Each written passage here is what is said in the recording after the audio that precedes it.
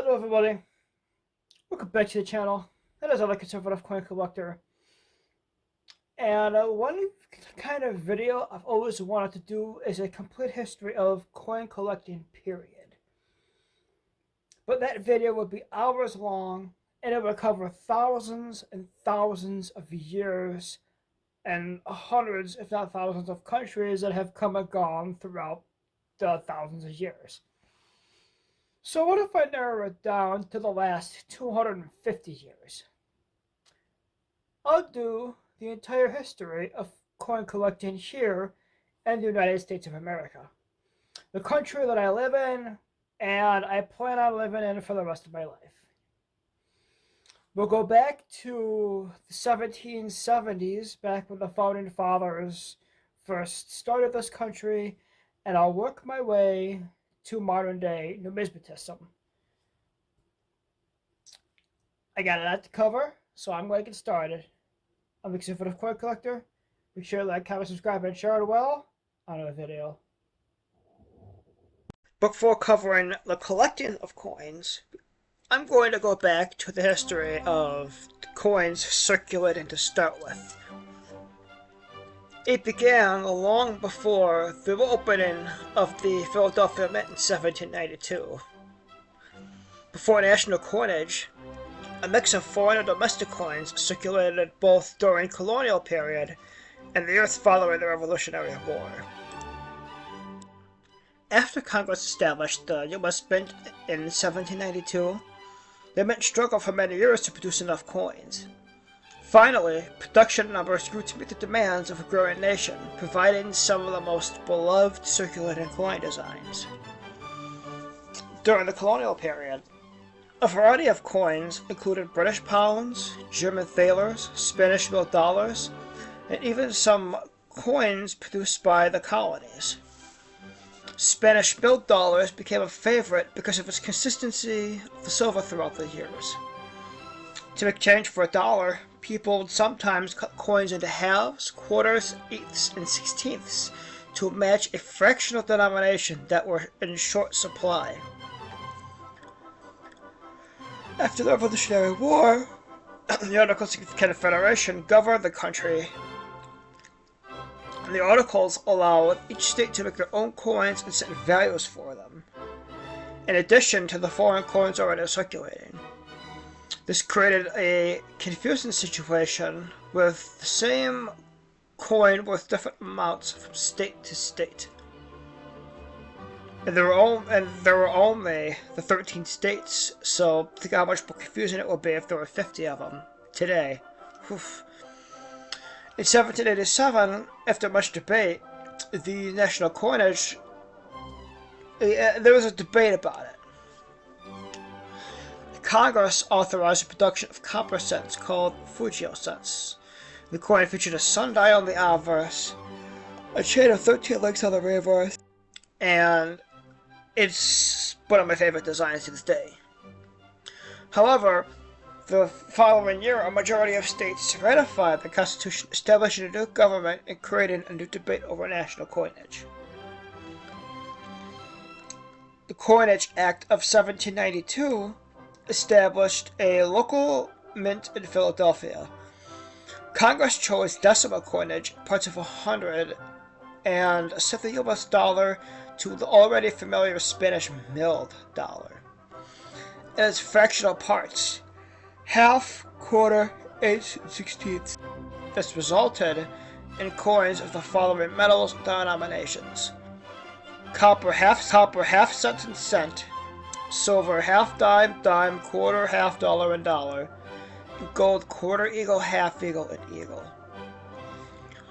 In the 1792, during construction, the new mint had 1,500 silver dimes made, and they were in the cellar nearby the nearby building. These half dimes were probably given out to dignitaries and friends, but never released in circulation. The mints delivered the first circulating coins on March 1st, 1793, 11,718 copper cents. And it's the Fugio cents. While the mint began producing coins in 1793, there was no interest and there was no community of numismatists until 1838. This is when the mint cabinet was established. That an actual collection of coins was known.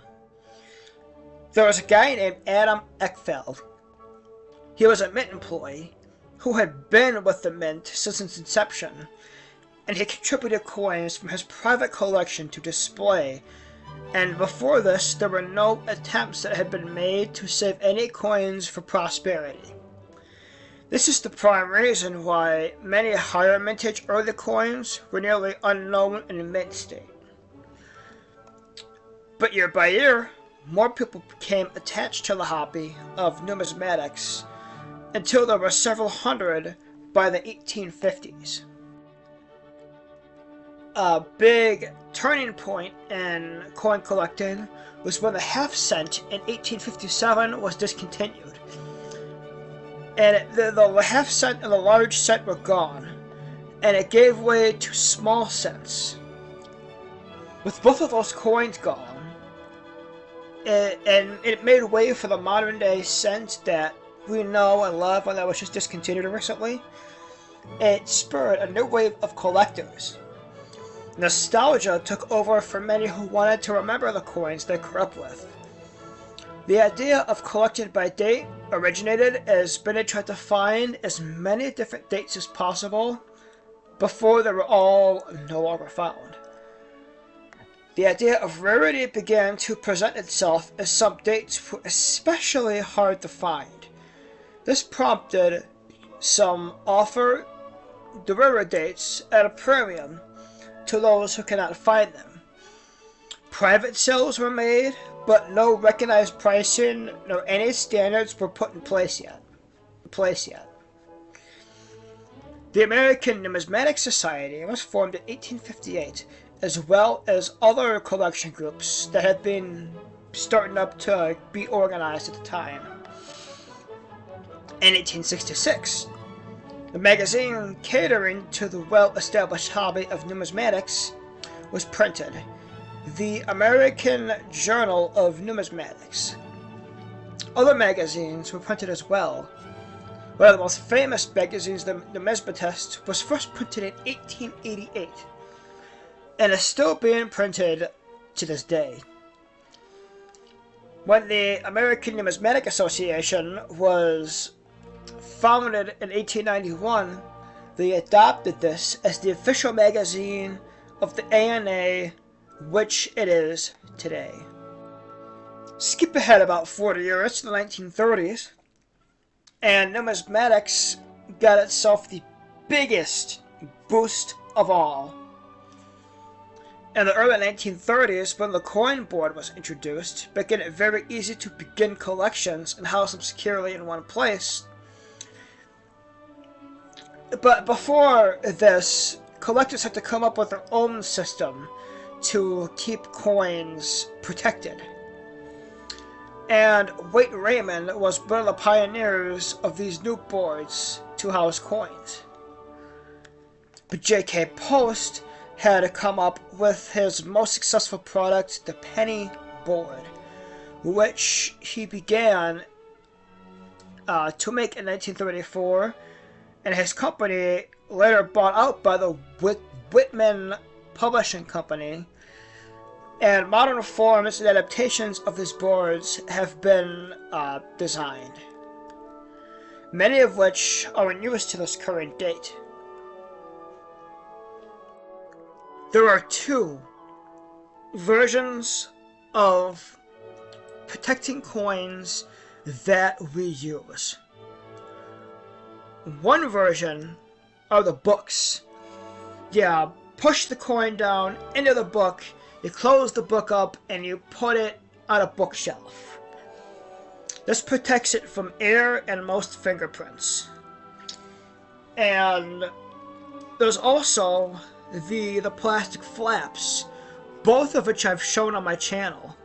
And the plastic flap doesn't just show the obverse like the penny book does, or any of the coin books, but it also shows the reverse of the coin as well. And this also protects it from fingerprints and moisture and air and any corrosion that ever could strike a coin down. And keeping a coin away from moisture is going to be the best bet of keeping it not corroded. Serious collectors invest in much more expensive boards and books and such, which can cost close to $30 as of 2010, which is probably like $2,500 in 2025 money. No, I don't know how much it is today, but it's about close.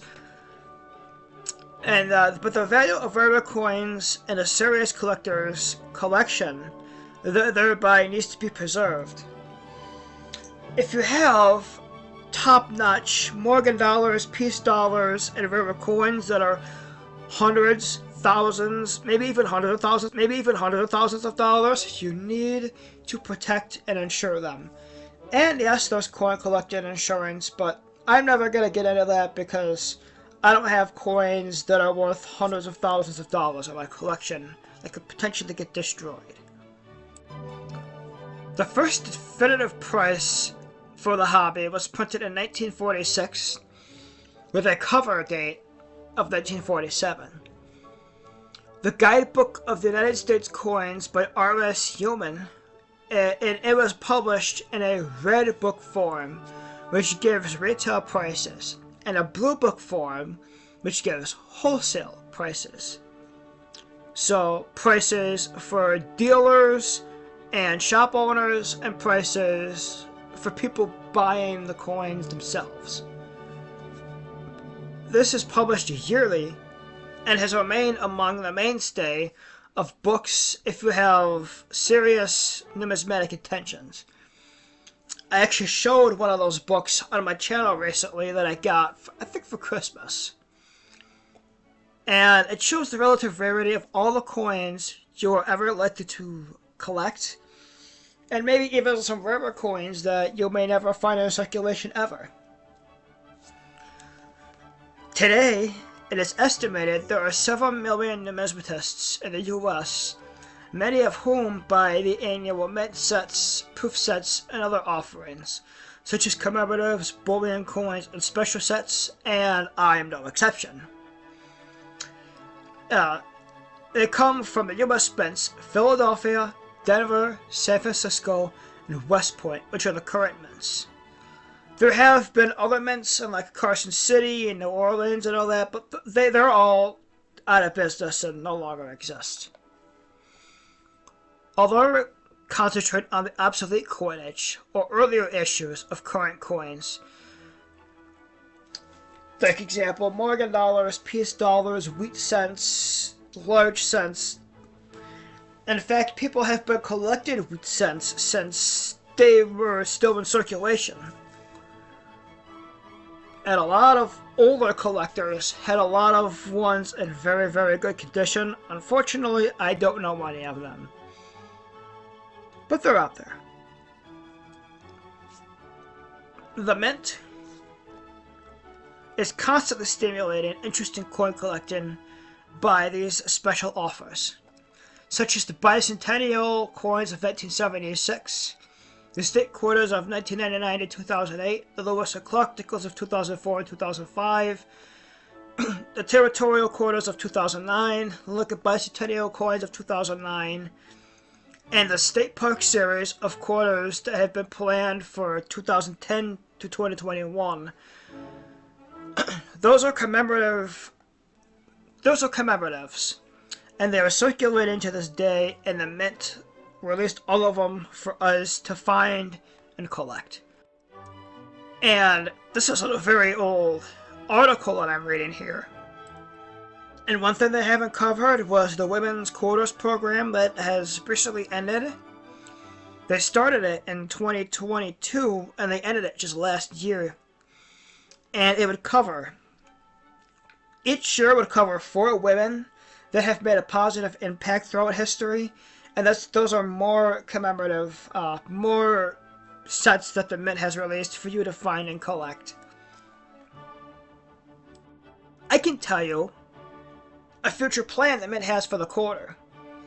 Starting next year in 2027, they're going to release what's called the Youth Sports Quarters program. They will kick off a 4-year program featuring youth sports in America's quarters. So from 2027 to 2031. So throughout and well into the 2030s. Well, only to 2031. And who knows what the Mint is going to do after that. Being it's going to be many years before the 2030s. Well, they're approaching fast on us, so I shouldn't say that. I can't seem to find any plans that the Mint has for the quarter past 2031. But there is a future that the Mint likes to there's a future in coin collecting, and the Mint's gonna keep releasing newer stuff and new stuff and more commemoratives.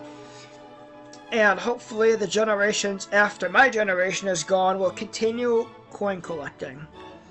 And there are a lot of young numismatists out there today that are like 10 years younger than I am, that are probably have way more fire and passion than I do, but I'll still be collecting for as long as I can, and I hope you do as well.